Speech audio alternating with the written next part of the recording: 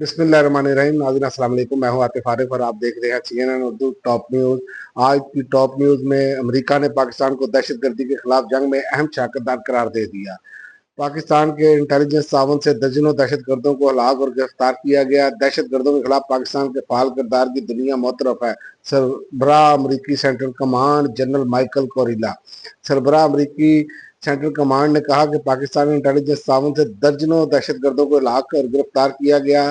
गैर मुल्की खबर साझ एजेंसी के मुताबिक उनका कहना था कि पाकिस्तान को दहशतगर्दी के खिलाफ जंग में अहम शराकतदार करार देते हुए कहा कि पाकिस्तान एक गैर मामूली दादे दहशत गर्दी शराकतदार के तौर पर उभर कर सामने आया है और इमरान खान की पॉलीग्राफिक टेस्ट ना कराने की जिम्मेदारी पुलिस पर आयद होती है और पुलिस दरखास्त मुस्तरद कर दी गई। अदालत का तफ्तीशी अफसर को हर कानूनी तरीके से तफ्तीश मुकम्मल करने का हुक्म। अपनी नौयत का पहला केस है कि मुलजिम अपनी बेगुनाही साबित करने से इनकारी है।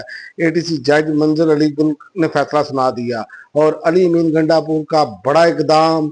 उन्होंने कहा अब जो तहरीक शुरू होने जा रही है आर या पार होगी। पाकि दारुल हुकूमत में मीडिया से गुफ्तगू करते हुए उन्होंने कहा तहरीक